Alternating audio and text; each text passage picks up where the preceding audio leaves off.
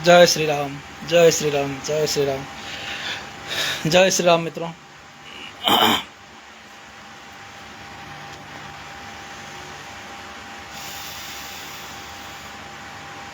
जय श्री राम, जय श्री राम। उम्मीद करता हूँ मेरा आवाज़ अब तक सही ढंग से पहुँच रहा है। और आप सब कैसे हैं बताइए, आप सब कैसे हैं बताइए।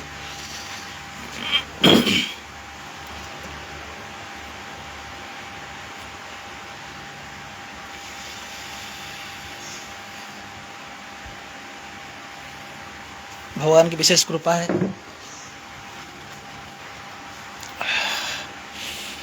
हम में आपस में मित्रता बनी और आंतरिकता भी है, सौहार्द भी है।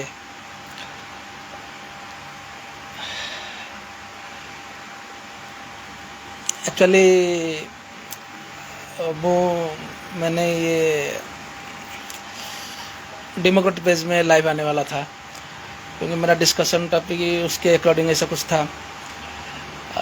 लेकिन उस ओर से मुझे इतना स्कोप नहीं मिल रहा है, फेसबुक इतना स्कोप नहीं दे रहा है वो पेज में लाइव आने के लिए, इसलिए मैंने ये पेज में लाइव आया।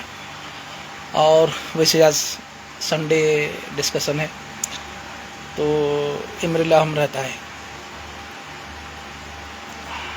आप सब कैसे हैं बताइए, कैसे आप सब कैसे हैं बताइए।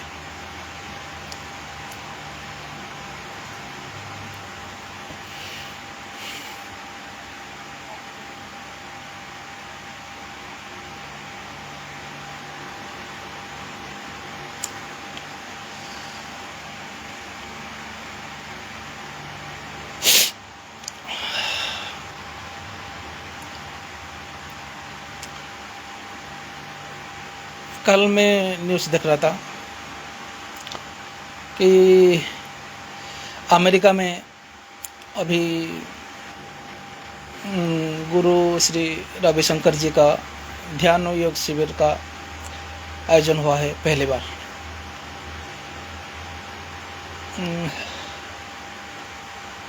ध्यान योग शिविर मालूम है, मतलब आप जिसे मेडिटेशन कहते हैं, मेडिटेशन जिसको कहते हैं। और उसका आयाम आरंभ रवि गुरुशंकर ने कल शायद उन्होंने कल से वो के शिविर का आयोजन किया है। तो मित्रों, ये हमारे लिए बहुत कीमती और गौरव की बात है। मैं किस लिए हूँ बताइए, मैं किस लिए हूँ, मैं किस लिए हूँ। हमारे देश में विकास दिव्य करते वाले अभी ज़्यादा हो गए ना, क्या बोलते हैं, एजुकेशनिस्ट विषय विकास दिव्य करती जैसे लोग हैं। तो क्या क्या अब देश में विचारधारा निकल गया,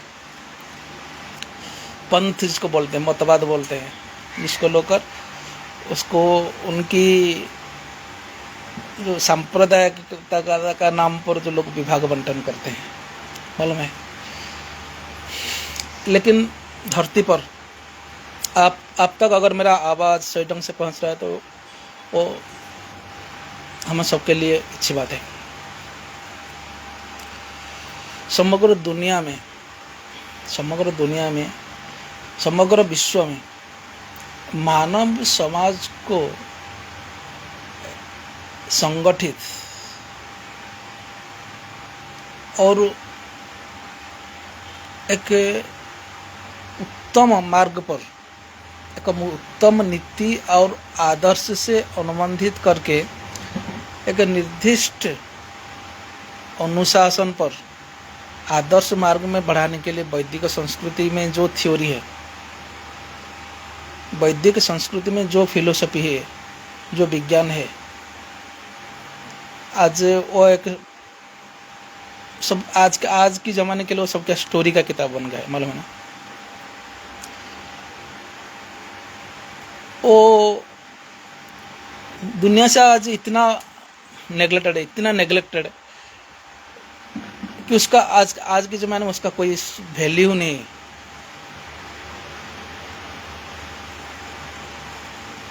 अभी देखो, फॉर एग्जांपल मैं बताता हूँ आपको, श्रीमद् भागवत गीता किसने पढ़ा है? आप में से कितने लोगों ने श्रीमद् भागवत को पढ़ा है? पढ़ना मतलब ये नहीं कि ऐसे गाना जैसा, कविता जैसा पढ़ लिया, नहीं।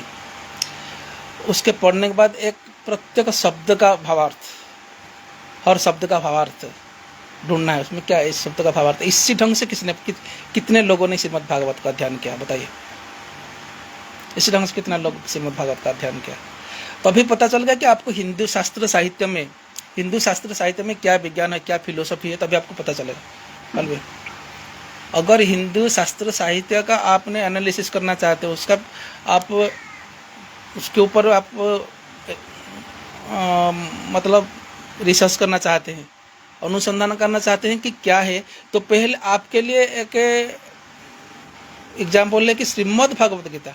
श्रीमद् भागवत गीता सिंपल है, आप जो भी भाषा में पढ़ना चाहते हो आपको मिल जाएगा श्रीमद् भागवत गीता, और उसको पढ़ो, समझो उसमें क्या है, थ्योरी नॉलेज क्या है उसमें, तभी आपको पता चल जाएगा। उसके अकॉर्डिंग आपको पता चल जाएगा कि बाकी जितना शास्त्र साहित्य, चाहे वेद हो, उपनिषद हो, पुराण हो, या कुछ भी शास्त्र साहित्य हो, संस्कृत भाषा का पुरातन शास्त्र साहित्य जिसको बोलते हैं, मैंने आपको इसके लिए थोड़ा सा हिंट्स दिया था ना पिछले दिनों में, थोड़ा सा हिंट्स दिया था क्या क्या शास्त्र साहित्य है, जो कि आज भी हमको गीता प्रेस गोरखपुर में आज भी उपलब्ध है। ये शास्त्र साहित्य जो कि हजारों साल पहले हमारे ऋषि मुनियों के द्वारा जो रचित किया हुआ था, मालूम है ना। ऐसे शास्त्र साहित्य भी आज भी गीता प्रेस गोरखपुर में हमारे लिए उपलब्ध है। तो मित्रों,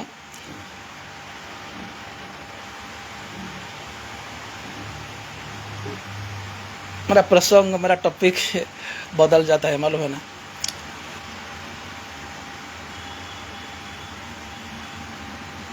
मैं क्या कहा था, विकास दिव्यकीर्ति सर के पास था।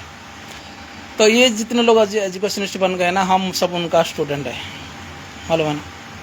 और उनकी बताए राह पर चलेगा। हमारा भारत स्वतंत्र के बाद कांग्रेस ने जो एजुकेशन सिस्टम बनाया, आज भारत का ही दशा है, मालूम है ना। मेरा कहने का अभिप्राय है, मानव समाज को दिशा देने वाला जो तत्व था, जो दर्शन शास्त्र था, वो आज मानव समाज से बहुत दूर है और विलुप्त होने जा रहा है।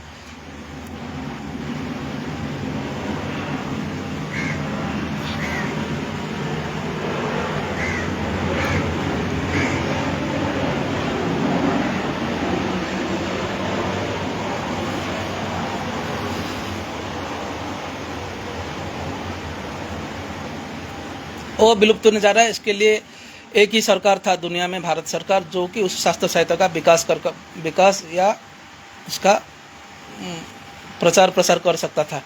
लेकिन भारत सरकार के साथ उसका कुछ संबंध ही नहीं। वो वैदिक शास्त्र साहित्य के साथ, वैदिक फिलोसफी के साथ भारत सरकार का आज की तारीख में कुछ संबंध ही नहीं। क्योंकि हमारे जितना लोक प्रतिनिधि जाते हैं, बहुत, मेरा स्टोरी ना एकदम बदल जाता है, एकदम बदल जाता है। जितना लोक प्रतिनिधि हमारा जाते हैं पार्लियामेंट में, 500 550 लोग जाते हैं ना, वो लोग क्या है, हमारे राष्ट्र का लोक प्रतिनिधि बन के जाते हैं। हम 120 करोड़ से हम चुन के आए 500 लोग, इस 120 करोड़ लोगों का रक्षण पोषण, पालन पोषण करने के लिए। ये होता है ना लोक प्रतिनिधि और गणतंत्र, मालूम है ना। तो ये दिशा भटक गया लोगों का, उसके ऊपर निगाह ही लोगों का दिशा बदल गया कि हम आए 120 करोड़ लोगों का प्रतिनिधि बनकर हम एक जगह इकट्ठा हुए और उसको बोलते हैं पार्लियामेंट। कि हम 500 550 लोग इकट्ठा हुए कि यही 120 लोगों का हम पालन पोषण, रक्षण पालन पोषण करेंगे, मालूम है ना। इसी राह पर ये जो वैदिक शास्त्र साहित्य बनाया गया था मानव समाज के लिए, जितना आप देख रहे हैं ना, ये जो पंथ फिलोसफी आइडियोलॉजी जितना देख रहे हैं आप, जो ख्रिस्ट बोलो, बुद्धिस्ट बोलो, या इस्लाम बोलो, जैन बोलो, कुछ भी बोलो, ये संप्रदाय, ये कैटेगरी कुछ नहीं था। जब था सभ्यता, उस समय का साहित्य क्या है, देखो मेरा कहने का तात्पर्य, जब सभ्यता था, जब मानव सभ्यता था, समाज में शिक्षित लोग थे, लेखक थे, कवि थे, चिंतक थे। उसी समय का चिंताधारा, मनुष्य का चिंताधारा क्या था, मनुष्य का विचारधारा का परिपक्वता कैसे था कि ऐसा ऐसा शास्त्र साहित्य का रचना हो गया था। किसके लिए? मानव समाज को एक दिशा पर, एक मार्ग पर चलाने के लिए, एक आदर्श दिशा पर मानव समाज को प्रतिष्ठित करने के लिए सब शास्त्र साहित्य को बनाया गया था। मालूम है? देखो, और ये आज संपूर्ण रूपे मार्गच्युत होकर, कक्षच्युत होकर अभी संक्षिप्त हो गया, संपूर्ण रूप से संक्षिप्त होकर कहाँ टिका है? भारत में टिका है। और इसी देश का नागरिकों को ख्याल नहीं कि ये हमारा दौलत है, ये हमारा दौलत है और उसका रक्षण, पालन, पोषण एक ही भारत भूमि कर सकता है। मालूम है ना? ये जो मूल तत्व है, मौलिक तत्व है, ये आज किसी के दिमाग में भी नहीं है। जब यीशु ख्रिस्ट नहीं थे, जब यीशु ख्रिस्ट का कोई फॉलोअर नहीं था, जब बुद्धदेव नहीं थे, जब बुद्धदेव का कोई फॉलोअर नहीं था, जब मोहम्मद इस्लाम नहीं थे, उनका कोई फॉलोअर नहीं था, जब महावीर जैन नहीं थे, उनका कोई भी फॉलोअर नहीं था, और उसके पहले जो शास्त्र साहित्य था, जो आइडियोलॉजी था मानव सभ्यता को एक धारा पर लेने के लिए, वो शास्त्र साहित्य सब एकमात्र भाषा संस्कृत भाषा में वर्णित होकर साहित्य बनकर आज हमारे पास है। और उस तरफ समग्र मानव, समग्र विश्व में समग्र मानव समाज का चिंताधारा, उसके तो उनका लोगों का सोच ही बदल गया कि उनके साथ हमारा संबंध क्या है। मेरा आज का कहने का ये तात्पर्य है। मालूम है, मेरा आज का कहने का विषय वस्तु था। इसलिए आप तो कभी वेद पढ़ा नहीं, आप तो कभी उपनिषद पढ़ा नहीं, आप तो कभी पुराण शास्त्र पढ़ा नहीं, आप तो कभी दर्शन साहित्य पढ़ा नहीं। इसलिए बोलता अंततः आपने, और ये पुराण शास्त्र में ऐसा छोटा बड़ा कविता नहीं है, झंझन टंटा फेरफार ऐसा तो 2-4 लाइन लिख दे, फटफट होकर चिड़िया उड़ गई, झड़झड़ कर गिर गया आईना, फटफट होकर उड़ गए, ये सब तो कविता नहीं ना आजकल। वो जो शास्त्र से था 20,000 श्लोक, 25,000 श्लोक, पद्म पुराण 55,000 श्लोक, भागवत 18,000 श्लोक, और ना हजारों संख्या में, लाखों संख्या में, वेद में 25,000 मंत्र है, हजारों संख्या में, लाखों संख्या में जो साहित्य संकलित होकर आज भी हमारे पास है, उसके साथ हमारा संबंध क्या है, ये हट गया, लोगों का दिमाग से उतर गया। मेरा आज का डिस्कशन का टॉपिक है ये तत्व, आज की दिमाग से हट गया। मैं आता हूँ, बोलता हूँ मोदी मोदी मोदी मोदी, कि भरोसा था कल अगर मैं बन जाऊंगा देश का प्रधानमंत्री। आपके लिए मेरा वीडियो है, मेरा वीडियो आपका प्रूफ है, और कल अगर मैं प्रधानमंत्री बन जाऊंगा और इस ये विचारधारा मेरे दिमाग से उतर जाएगा, संस्कृत भाषा क्या है, संस्कृत भाषा के प्रति मेरा फर्ज, मेरा जिम्मेदारी क्या है, मैं भूल जाऊंगा। तभी आप भी बोलेंगे वही बात है ना, और इसीलिए हम ऐसे मुंह में बोल देते, नहीं तो मोदी से हमारा कोई दुश्मन नहीं है, क्योंकि मालूम है ना कि मोदी के ऊपर हमारा कोई दादागिरी नहीं है। जब मनमोहन सिंह थे ना, तब भी मेरा पीरियड तभी था, कितना हाईलाइट हुआ था मैंने मेरे एरिया में, मालूम है ना। और क्या क्या दुर्नीति, स्वतंत्र भारत में इतना एक दुर्नीतिग्रस्त पीरियड कभी नहीं आया था जब मनमोहन सिंह के पीरियड में आया था। क्या क्या दुर्नीति में कल देख रहा था, क्या घोटाला, क्या काम। हाँ, मेरा कहने का तात्पर्य, जब मोदी सरकार नहीं थे, मोदी शब्द नहीं था हमारे वातावरण में, मोदी शब्द नहीं था। शायद उस टाइम पहले जबकि हमारा किसको बोला, प्रवीण भाई तोगाड़िया, मोदी किसके जगह पर गुजरात का मुख्यमंत्री बने, आपको मालूम है? प्रवीण भाई तोगाड़िया गुजरात का मुख्यमंत्री बनने वाले थे। वही से मेरा कहानी, वो उस टाइम में मैं कहानी बता रहा हूँ मैं। प्रवीण भाई तोगाड़िया गुजरात का मुख्यमंत्री बनने वाले थे। प्रवीण भाई बन गए विश्व हिंदू परिषद के अध्यक्ष, ये बन गए मुख्यमंत्री। उनका 2-3 पीरियड के बाद आ गए, बन गए प्रधानमंत्री। ये कहानी है, मालूम है? जब वो प्रवीण भाई तोगाड़िया मुख्यमंत्री बन रहा, उसी टाइम की बात मैं बोल रहा हूँ।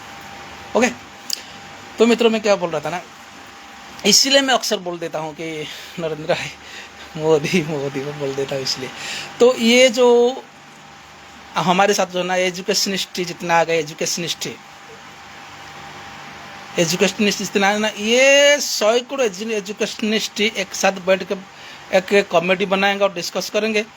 हम जितना शास्त्र से नहीं, कोई भी, हमारा तो भी 8-10 महापुराण है, कोई भी आंख बंद करके एक महापुराण उठा ले और बैठेंगे हम चलो आज कितना हम 200 IAS एजुकेशनिस्ट इकट्ठे हुए और 200 मिलके हम एक शास्त्र का कंप्लीट करेंगे 1 महीना में मिल के बैठेंगे और उसका भावार्थ मानव समुदाय को समझाएंगे, नहीं समझा पाएंगे।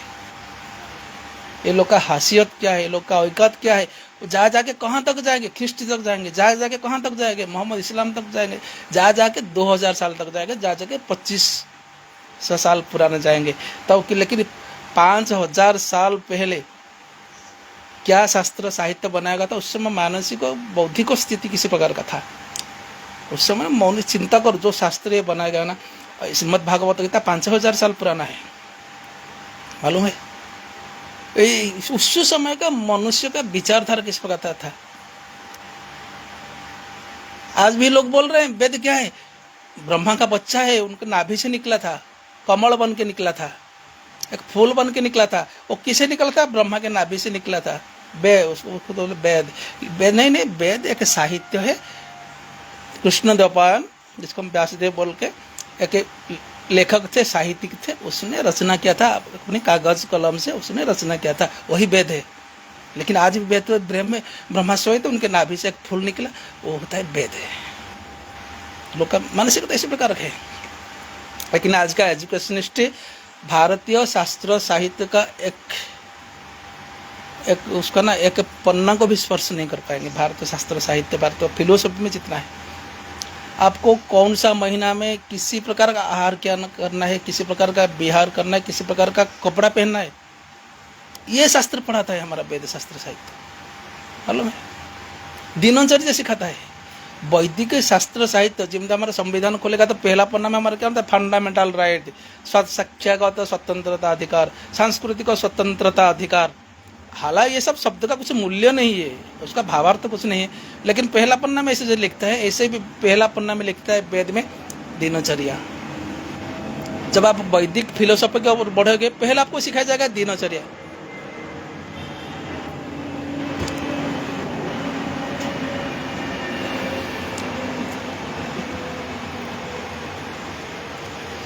वैदिक मार्ग पर आप जब थोड़ा अग्रसर होगे, उसकी तरफ जाएंगे, तो आपको पहले मिलेगा क्या सीखना है, दिनचर्या। भगवान कृष्ण ने गीता में क्या बताए, वही बताए, साधारण बात बताए, कैसा आहार करना है, कैसा बिहेव करना है, कैसा बिहेव करना है, कब रात से जागना है, कब सोने को जाना है, ऐसे बातें भी बताया गया गीता का। श्रीमद् भागवत का श्लोक भावार्थ पढ़ो, इतना संक्षिप्त, इतना सरल, इतना को सहज बातें शास्त्र में किसी प्रकार अपने आदर्श ढंग से लोगों तक पूरा मानव समाज के लिए पहुंचाने की कोशिश किया गया था। और वो सोच, वो विचार किसी समय कौन सा मानसिक स्तर पर था लोगों में, ये मेरा कहने का तात्पर्य है, मालूम है। तो मित्रों, आज हमारा दुर्भाग्य है, मालूम है ना, कि हम जिस संस्कृति से, जिस सभ्यता से हम आए हैं, उसकी तरफ हमारा किसका भी ध्यान नहीं है, मालूम है। मेरा आधा उम्र गया, 40 साल हो गया, मतलब मेरा आधा उम्र गया जीवन का। लेकिन कल भी हम अगर दुनिया में गुजर जाते तो हमको अफसोस नहीं होगा, कदाचित अफसोस नहीं होगा, क्योंकि हम छोड़ के जाएंगे, क्या छोड़ के जाएंगे, ये वीडियो छोड़ के जाएंगे, ये वीडियो छोड़ के जाएंगे, हम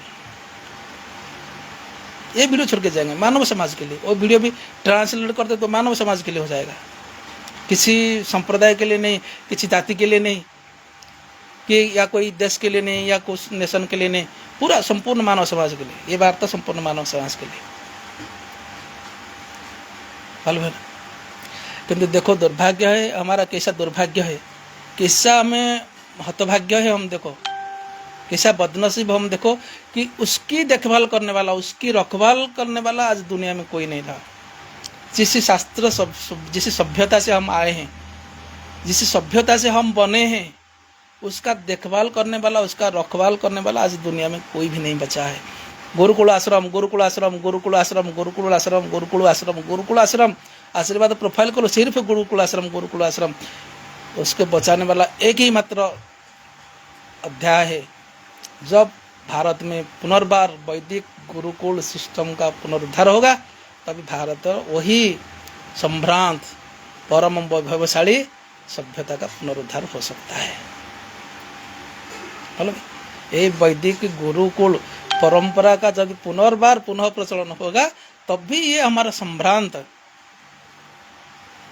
वैदिक सभ्यता वैदिक परंपरा पुनः प्रचार हो सकता है। और इसका जो अभी देखो ना, आप सब लोग जानते हैं किसके सुपर साइंस बोलते हैं। आप हम बोलते हैं ना उपवास करो, व्रत करो, त्यौहार मनाओ, बोलते हैं ना हम त्यौहार मनाओ, उपवास करो। आप उपवास बोलते आप है क्या न करें, क्या उपवास, आप फास्टिंग करो, ये आपको दिमाग में छेगा। हमारा ऐसा हमारा नॉलेज हो गया है इस टाइप का, इसी टाइप का हमारा नॉलेज हो गया। हम बोले उपवास करो तो आप ध्यान नहीं देंगे, फास्टिंग करेंगे कल चलो वो आपके दिमाग में आएगा। हमारा विचार, हमारा बैकबोन ऐसा बन गया है हमारा, हम ऐसे बैकबोन से हम बने, मालूम है ना। ये होता है डिफरेंस थोड़ा, आप में हम में ये थोड़ा डिफरेंस, इतना ही डिफरेंस है, मालूम है। ये नहीं कि मटेरियल वर्ल्ड है, ये नहीं कि ये मटेरियल वर्ल्ड है और हम सब एम्प्लॉय है, ये नहीं। नैतिक सबके ऊपर, सबकी कंधे पर कुछ नैतिक जिम्मेदारियां हैं। चाहे मैं क्या कि लेबर हूँ, या चाहे मैं एक ऑफिसर हूँ, चाहे मैं एक डॉक्टर हूँ, चाहे मैं आईनजीवी हूँ, कुछ भी हूँ, लेकिन हम सबके ऊपर कुछ नैतिक जिम्मेदारियां हैं। जब हमारे कर्म क्षेत्र से हम निकलते हैं, जब हम कर्म क्षेत्र से हमको कुछ अवसर समय मिलता है, तो हम हमारे ऊपर जो ये नैतिक जिम्मेदारी है उसकी तरफ हमारा क्या कर्तव्य है, उसकी तरफ हम क्या योगदान दे सकते हैं, वही रहा बात। और ये परंपरा डूबते जा रहा है इस दुनिया में, यह परंपरा डूबते जा रहा है, विलुप्त होने वाला है इस दुनिया में। इसलिए बोलता हूँ मित्रों, आप अगर इस लाइव इसी प्रकार का आपको कहाँ भी हिट्स मिलता है, कहाँ भी आपको सूचना मिलता है, कहाँ भी संदेश मिलता है और आप उसके संपर्क में आते हैं, उसके लिए थोड़ा वक्त निकालते हैं, तो ये सौभाग्य है सबके लिए। ना ही आपके लिए सौभाग्य है, ये हमारे सभ्यता के लिए सौभाग्य की बात है कि चलो सौभाग्य कुछ हमारे सभ्यता की बात करते हैं, हमारे संस्कृति की बात करते हैं, हमारे परंपरा की बात करते हैं। अजी नासा भी बोलता है ना, नासा के पास अभी नहीं है, जानकारी नहीं है अगले 10 सूर्यपराग कब होने वाला, चंद्र ग्रहण कब होने वाला, नासा के पास जानकारी नहीं। लेकिन भारतीय ज्योतिष विज्ञान के पास है, भारतीय ज्योतिष शास्त्र में है। आप आज ही इंक्वायरी कर सकते हैं अगले 10 साल के बाद कौन सा दिन में, सुनो अभी जाता है ना, हमारा गया था ना चंद्रयान, गया था ना चंद्रयान गया था ना, चंद्रयान का पूरा जो थ्योरी था ना, बेसिक थ्योरी था ना, किसके ऊपर आधारित था, किसके ऊपर स्टैब्लिश था ना, उसका खुद डायरेक्टर बताए, समझ रहे हो ना। अगले 10 साल के बाद ऐसे 1000 बार हुआ। 1910 साल से 1910 से नासा ने ये हमारा आइडियोलॉजी के ऊपर, वैदिक आइडियोलॉजी के ऊपर पहले उनका सवाल किया था और उसी समय से साबित हुआ था कि बोला था 1900 में वो बोले कि 10 साल के बाद कौन सा तारीख पर ये अगला सूर्य पराग होने वाला, हमारे ज्योतिष बता दिए ये 1910 में ये तारीख पर इतना समय पर सूर्य ग्रहण होगा। 1 मिनट भी इधर उधर नहीं, 1 मिनट भी इधर उधर। और आज भी नासा के पास जो नॉलेज नहीं है, जो जानकारी नहीं है, वो हमारे ज्योतिष विज्ञान के पास हमारे उतना जानकारी है। आपको क्या कहानी लग रहा है ना, ये बात किसने डाइजेस्ट कर गया ना, आपका एजुकेशन लोग डाइजेस्ट करते हैं। ये जो मैं बोला ना, ये आपका कौन डाइजेस्ट करना, विकास दिमाग डाइजेस्ट करेगा, वो डाइजेस्ट करेगा। ये वैदिक फिलोसफी। आप मेरे पास अभी आप 200 लोग हैं, आप बताइए आपका कुछ नॉलेज है उसके ऊपर, आप कभी डेडिकेटेड हुआ उसके ऊपर, कुछ है नॉलेज है, कुछ है, कभी सोचा उसकी तरफ नहीं। तुम हम की बात नहीं, हम तुम की बात नहीं, सिर्फ हम तुम कितना नहीं, पूरा दुनिया ऐसा है, पूरा दुनिया डूबने वाला है। ये वैदिक फिलोसफी है, वैदिक संपदा अभी दुनिया से डूबने वाला है। मोदी मैं क्या बोला, इसीलिए मैं बोलता मोदी मोदी मोदी मोदी क्यों होता। कल अगर मैं पीएम बना गया, आप भी बोलोगे वही बात, समझ रहे हैं। ये समस्या है, इसलिए बोलते हैं ना ऐसे बने रहो। मैं वही भी बोला ना, हमने इतना तो प्रयास कर रहा हूँ, इतना तो प्रयास कर रहा हूँ ना मैं, कि आपको सिर्फ याद दिला देता हूँ। आपको सिर्फ याद दिला देता हूँ। मैं बोलता ना कि तुम ये विवेक चूड़ामणि खरीदो, भागवत कर दो, ब्रह्म पुराण कर दो, ये पूरे शास्त्र पढ़ो, ये उपनिषद पढ़ो, ये सिद्धांत, नहीं बोल रहा हूँ मैं, लेकिन आपको मैं याद दिलाता हूँ। आज भी हमारे लाइब्रेरी है, गीता प्रेस गोरखपुर जाओ, कोई भी ब्रांच में जाओ, लाइब्रेरी है, हमारे हजारों साल पुराना का शास्त्र साहित्य आज भी वहाँ उपलब्ध है। लाओ, खाली समय घर में बैठ के पढ़ो। श्रीमद् भागवत गीता, ऐसे तो बोलते हैं ना, जो दो के आई पढ़ते, वो लोग को भी पेरेंट्स घर में अभ्यस्त करा देते हैं कि चलो कुछ श्लोक, मुंह में कुछ श्लोक उच्चारण कर लो, उसमें से उनका संस्कार आ जाता है, वो तो बड़ी बात है। लेकिन आप समझदार बन गए, आप एक श्लोक का उच्चारण किया, उसका भावार्थ आप शब्द ढूंढ गए ना, भावार्थ ढूंढना है, भावार्थ का विश्लेषण ढूंढना। आपको एक किताब का मैंने खूब प्रचार किया, साधक संजीवनी, और आप मेरे संपर्क में हैं, आप मेरे मित्रों में से है, और आपके पास अगर साधक संजीवनी किताब आज तक नहीं है तो ये मेरे लिए बहुत बड़ा पाप है, अपराध है कि मैं आपके मित्रों में से आता हूँ। हेलो ना, शाम तक आज भी आपके पास टाइम है, शाम तक भी मैं आपको समय देता हूँ कि जाओ साधक संजीवनी खरीद के लाओ। एक किताब, अंततः भारत वैदिक शास्त्र साहित्य का एक किताब को पढ़ने की, एक किताब को समझने की प्रयास करो। शाम तक अभी भी वक्त आपके पास है, जाओ साधक संजीवनी, जो भाषा में चाहोगे आप वही भाषा में आपको मिल जाएगा। आपका निकटतम गीता प्रेस गोरखपुर में जाओ, चाहे 40-50 किलोमीटर हो या 100 किलोमीटर डिस्टेंस में जाओ और वो किताब खरीद के लाओ। कुछ नहीं कर पाते हो, ऑनलाइन अभी ऑर्डर करो, अभी ऑनलाइन ऑर्डर करो, साधक संजीवनी गीता पुस्तक आपके पास पहुंचे। उतना भी नहीं होता है, उतना भी नहीं होता है तो अभी एक आप अपलोड करो, गीता सेवा आप अभी अपलोड करो मोबाइल में, और अभी ऑनलाइन पढ़ो ये किताब, अभी ऑनलाइन पढ़ो साधक संजीवनी क्या है।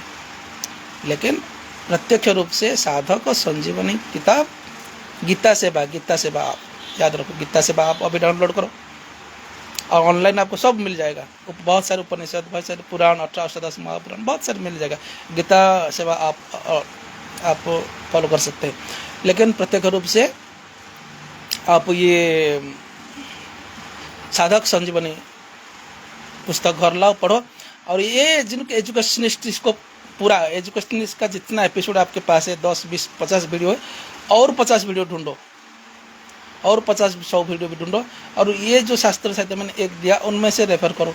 वो ये लोग का ज्ञान और ये विज्ञान में तेरे क्या फ़र्क है, क्या अंतर है। वो 10,000 साल पुराना, ये आज का एजुकेशनिस्ट है, मालूम है।